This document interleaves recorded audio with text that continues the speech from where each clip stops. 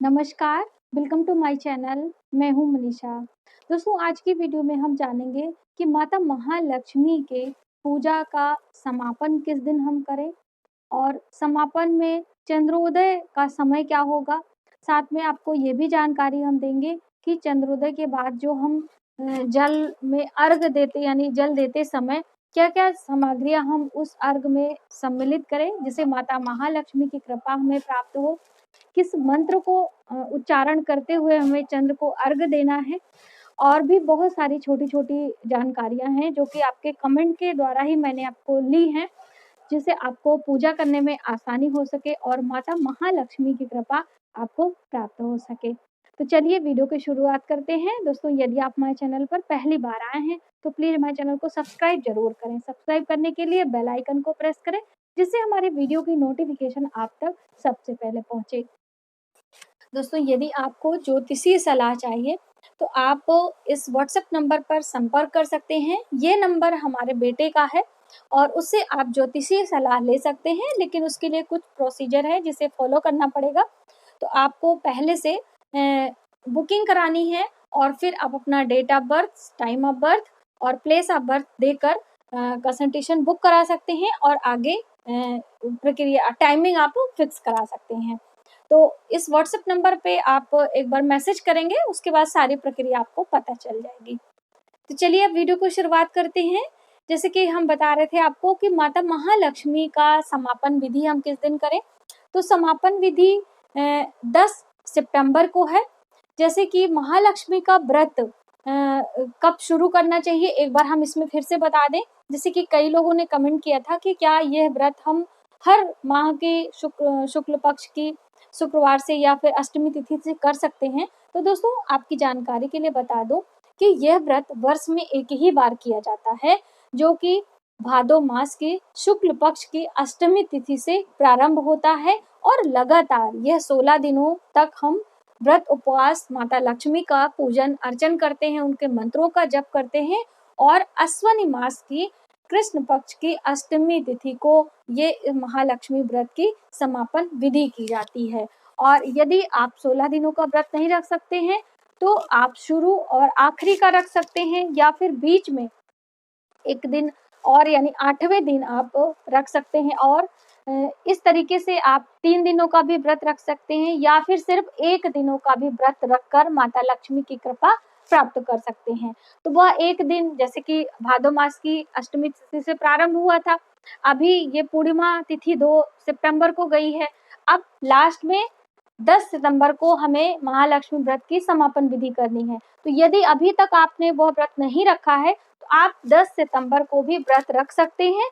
उस दिन आप सिर्फ मीठा आहार ग्रहण कर सकते हैं या फिर यदि आप में ज़्यादा शक्ति हो तो आप निर्जला उपवास भी कर सकते हैं। रात्रि को जब चंद्रोदय होगा उस समय चंद्र को अर्घ देने के बाद आप भोजन ग्रहण कर सकते हैं। भोजन में भी मीठा आहार आपको ग्रहण करना होगा, जो माता रानी को हम लोग प्रसाद चढ़ाते हैं। तो इस तरीके से एक प्रकार से ये सूक्ष्म विधि है माता रानी के पूजन की, जो कि मैंने आपको इस वीडियो में नए व्यूवर्स के लिए बताया है। और अब हम आपको बताते हैं जैसे कि इसमें सभी सामग्री 16-16 चढ़ाई जाती हैं। पूजन करते समय भी हमें माता रानी के अक्षत, पुष्प सभी चीज़ें हमें 16 बारी करना होता है। तो ये सभी जानकारी पहले से भी मैंने दी है। तो आपको सभी 16 श्रृंगार की चीज़ें सिर्फ एक दिन ही चढ़ानी है, समापन विधि वाले दिन। यदि आप 1 दिन का कर रहे हैं तो भी आप 16 दिन का कर रहे हैं, 3 दिन का कर रहे हैं, 2 दिन का कर रहे हैं, यानी कितने भी आप दिन का करें, लेकिन चीज़ें आपको 16 ही चढ़ानी है। इसी सूप में हमें सभी चीज़ें रखनी है और उसके बाद इस सूप को एक और सूप से ढकना होता है, यानी पूजा में हमें 2 सूप चाहिए होते हैं, दोनों नए सूप होते हैं और उसी से आप माता रानी को इस तरह से सभी चीज़ें हम देते हैं, यानी कि अर्पित करते हैं। उसके बाद इस सूप को हमें रात्रि भर ढक के वहीं पे रख देना होता है। दूसरे दिन नेक्स्ट डे हमें ये सभी श्रृंगार की वस्तुएं माता महालक्ष्मी के मंदिर में यानी कि लक्ष्मी नारायण मंदिर में आपको ये सभी चीजें दान स्वरूप रख के आनी होती हैं, किसी को देना नहीं होता है। हम उसी मंदिर में माँ लक्ष्मी के ध्यान में रखते हुए आप इसे रख के आ जाएं। ये तो विधि है। इसी प्रकार से दोस्तों हम सभी करते हैं यदि आपके तरफ दूसरी तरह किया जाता है तो उसके बारे में हमें नहीं पता है। लेकिन जैसे कई लोगों ने ये भी पूछा था कि मान लीजिए हम श्रृंगार की चीजें, वस्तुएं दान कर दें और ये सूप स्वयं रख लें। ऐसा नहीं किया जाता है, आपको सूप के साथ में सभी चीजें दान करनी होती है। जैसे मैंने आपको एक वीडियो विस्तार पूर्वक दी थी कि जब हम इस सूप में कोई चीजें रख के दान करते हैं, उसका प्रतिफल 1000 गुना अधिक बढ़ जाता है। इसीलिए माता लक्ष्मी के पूजन में इसी सूप में रख के हमें सभी चीजें दान करने की प्रथा या विधि आप कह लीजिए बताई गई है। एक तो ये बात क्लियर हो गई। और दूसरे कि जैसे रात्रि को जब हम समापन विधि करते हैं तो जैसे पुस्तक में लिखा हुआ है कि 16 सुहागिन स्त्रियों को हमें भोजन कराना होता है। तो अभी रात्रि में बहुत सारे लोगों को महिलाएं नहीं मिलती हैं कि एक साथ 16 स्त्रियां इकट्ठा करें और फिर आप ये सभी कार्यक्रम कर सकें। तो आप 16 जगह 16 अनाज यानी थाली आप लगा लें और सूखे अनाज भी आप निकाल सकते हैं।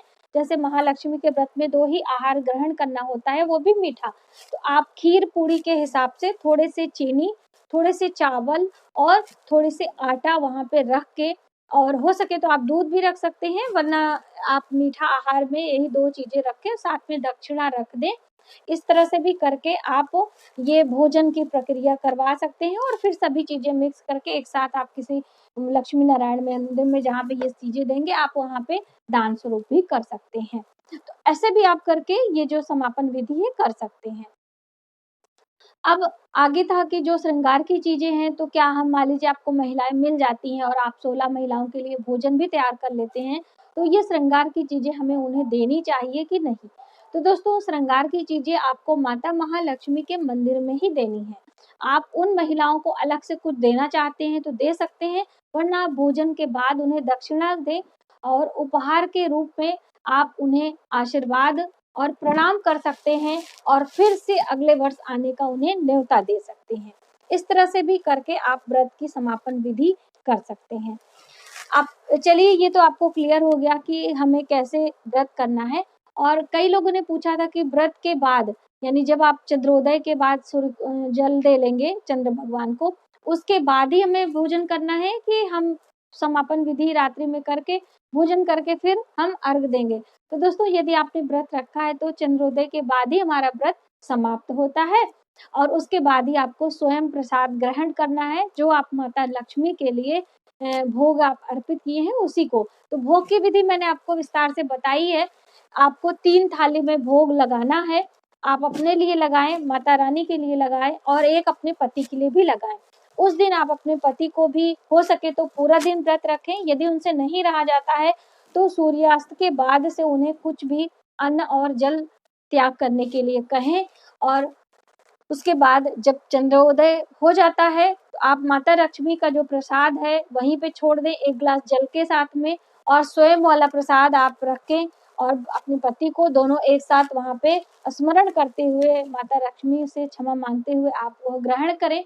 और दूसरे दिन जो वो प्रसाद है उसे किसी गाय को आप खिला सकते हैं जो लक्ष्मी जी के नाम से आपने निकाला है।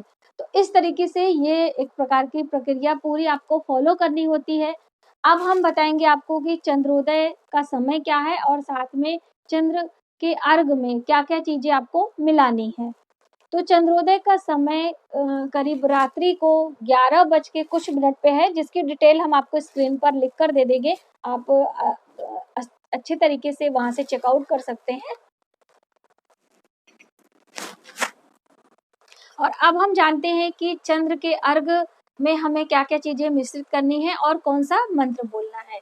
तो पहले हम आपको दिखाना चाहेंगे, ये सभी चीजें हैं, आप देख सकते हैं यहाँ पे। ये हमने कच्चा दूध लिया है, आप देख बहुत थोड़ा सा है, बहुत ज्यादा आपको नहीं लेना है कि बहुत ज्यादा आप वेस्ट करिए सभी चीजें। आपको 2 से बड़े, ये देखिए 1 से 2 बड़ा चम्मच आपको कच्चा ही दूध लेना है। ध्यान रखें कि दूध कच्चा ही होना चाहिए। जब भी हम किसी देवता के लिए दूध इस्तेमाल करते हैं, चाहे आप शिव भगवान का अभिषेक कर रहे हो या फिर भगवान कृष्ण का अभिषेक कर रहे हो, राम का अभिषेक कर रहे हो, मतलब किसी भी देवता के लिए आप पूजन के लिए या अर्घ के लिए ये दूध लें तो कच्चा ही होना चाहिए, पका हुआ दूध वर्जित होता है। और साथ में हम डालेंगे इसमें अक्षत। तो ये इस तरीके से सफेद जो चावल होते हैं, बिल्कुल पास में आप देख लीजिए, चावल आपको थोड़े से डालना है, ऐसे ही थोड़े से, जैसे आप एक चुटकी से ले लीजिए, इसमें मिला सकते हैं। और इसमें हम डालेंगे 1 पिंच हल्दी ये, और साथ में हम कुछ इस जल को मीठा रखेंगे, तो मिश्री सबसे शुद्ध होती है। तो आप ये देखिए, हमारी ये धागे वाली मिश्री है ये, और इस मिश्री का छोटा सा टुकड़ा हम ये लेंगे, या फिर कटिंग वाली मिश्री हो तो आप वो भी ले सकते हैं। और इसके अंदर हम डालेंगे पुष्प। तो ये सफेद वाले पुष्प हैं, आप देख सकते हैं पास में, बिल्कुल हम करके दिखाएंगे। सफेद पुष्प ले ले या फिर चमेली वाले पुष्प, कोई भी पुष्प हो, सफेद रंग के होने चाहिए। इस तरह से ये सभी चीजें आपको एक पात्र में लेना है। पात्र आपका चांदी का होना चाहिए या फिर आप कांसे का पात्र ले सकते हैं। ध्यान रखें कि तांबे का पात्र आपका नहीं होना चाहिए, क्योंकि तांबे के पात्र में कभी भी दूध या फिर मीठा नहीं मिक्स करना होता है, ये विष के समान हो जाता है। तो इस बात का आप जरूर ध्यान रखें। मान लीजिए बहुत सारे लोगों का क्वेश्चन ये भी आता है कि हमारे पास चांदी का ग्लास नहीं है, तो ऐसी दशा में आप चांदी का सिक्का भी ले सकते हैं। जो सिक्का होता है उसे आप किसी भी, आपका पात्र है जैसे कांसे का बर्तन है या फिर आप स्टील का भी ले सकते हैं। इसमें आपको पहले चांदी का सिक्का डाल देना, उसके बाद गंगा जल डालें, फिर ये कच्चा दूध, चावल, मिश्री, सफेद पुष्प और थोड़ी सी 1 पिंच हल्दी, सभी चीजें मिला के आप अर्घ पहले से तैयार करके रखें। और फिर चंद्र का दर्शन जब होता है, चंद्रोदय के समय में, आपको नीचे एक गमला रख लेना है या कोई पात्र रख लेना है, और फिर चंद्र को अर्घ देना है। चंद्र को अर्घ देते समय जैसे हम सूर्य को जल देते हैं, तो ये अपने अंगूठे का इस्तेमाल हमें नहीं करना है। अंगूठे का इस्तेमाल बिना करते हुए आपको इस तरीके से चंद्र देवता को अर्घ देना है। तो चंद्र देवता का बहुत ही शुभ और अच्छा मंत्र है, ओम चंद्रमसे नमः। ओम चंद्रमसे नमः मंत्र हम स्क्रीन पर भी आपको दे देंगे, या फिर आप ये भी कह सकते हैं, ओम सोम सोमाय नमः। फिर से एक बार सुन लीजिए, ओम सोम सोमाय नमः। इस मंत्र से आपको भगवान चंद्र देवता को अर्घ देना है, और उसके बाद 7 बारी आपको परिक्रमा करनी है। वहीं पे जहाँ पे आप खड़े हैं क्लॉकवाइज आपको घूम जाना है, क्लॉकवाइज घूमना है, ठीक है।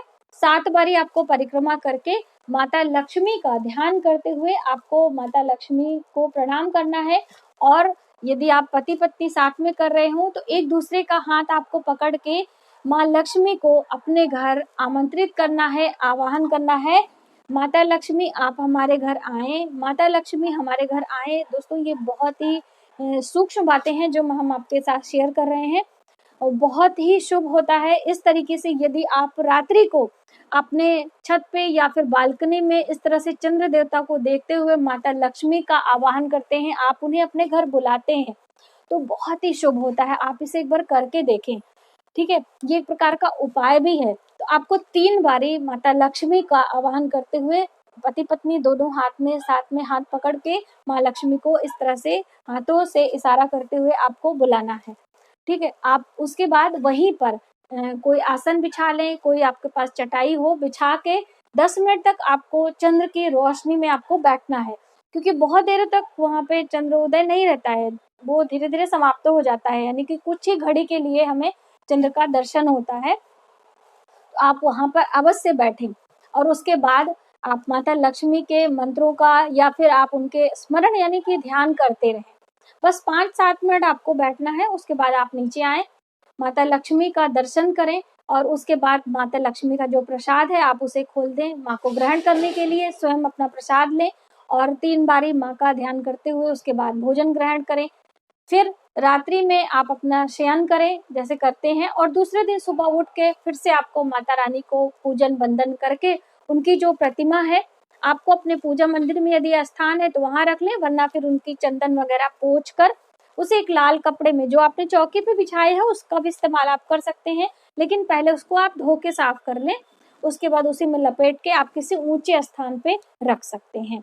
जो कलाई मौली बांधी होती है उसी से बांध के आप सुरक्षित रख दें, फिर नेक्स्ट ईयर आप इस्तेमाल कर सकते हैं, ठीक है। और जो वहाँ पे आपने फूल चढ़ाए हैं, आपने जो वहाँ पे गौरी गणेश की प्रतिमा बनाई थी, उसे आपको अपने घर के जो गमले होते हैं, थोड़ी सी मिट्टी निकाल के सभी चीजें उसमें डाल के ऊपर से थोड़ी सी मिट्टी डाल दें, और जो जल आपका कलश में है, बहुत सारे लोगों का क्वेश्चन भी था कि कलश का जल और नारियल हमें क्या करना है।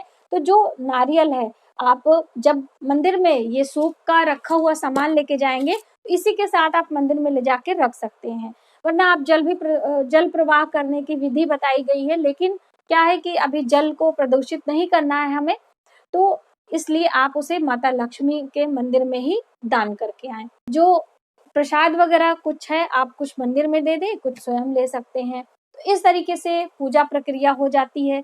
फिर उस दिन आपको संध्या के समय जहाँ से आपने 16 दिनों तक पूजा पाठ किया है, ऐसे ही आप वहाँ पे झाड़ू ना लगाइएगा।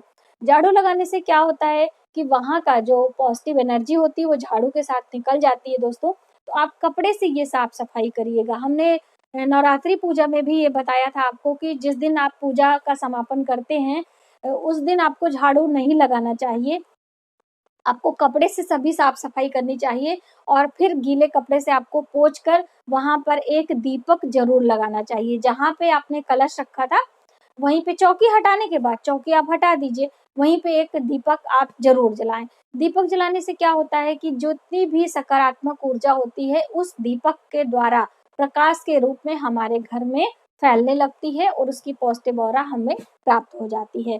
तो इसीलिए आपको दीपक जरूर प्रज्वलित करना है नवमी के दिन, जिस दिन आप पूजा समाप्त कर लेते हैं और माता रानी की चौकी वगैरह सब हटाने के बाद में। और जल जो कलश का है, पहले आप जल पूरे घर में उसे छिड़के, वॉशरूम वगैरह छोड़ के जितना भी है बालकनी में, छत पे, हर जगह आप छिड़क दीजिए। और जो बचा हुआ जल है उसे गमले में डाल दें। यदि आपके पास गमला नहीं है तो आप घर से बाहर जो कोई बड़ा पेड़ है, पौधा है, उसमें आप डाल सकते हैं। तो ये पूरा समापन विधि की प्रक्रिया है, इस तरह से आप करें। और वहां पर जो आपने हल्दी वगैरह चढ़ाई थी, जो माता रानी को 16 दिनों के लिए आपने चढ़ाया था, वह सभी चीजें एक लाल कपड़े में बांध के आप तिजोरी में भी रख सकते हैं। जो कलश के अंदर आपने सिक्का रखा है, नारियल है, सुपारी है, इसे लेके एक लाल कपड़े में बांध के आप तिजोरी में रख लें। तो इस तरीके से आप माता लक्ष्मी का समापन विधि करें और माता रानी की कृपा आपके ऊपर सदियों बनी रहे, ऐसी मेरी शुभकामना है। हमें उम्मीद है कि आपके जीवन में खुशियों के बौछार होगी और माँ लक्ष्मी आपके ऊपर सदा प्रसन्न रहेंगी। तो ये थी आज की वीडियो। यदि हमारी वीडियो आपको थोड़ी सी भी हेल्पफुल लगे तो प्लीज़ हमारी वीडियो को लाइक करें, शेयर करें, सब्सक्राइब जरूर करें नए वीडियोस के लिए। Thank you.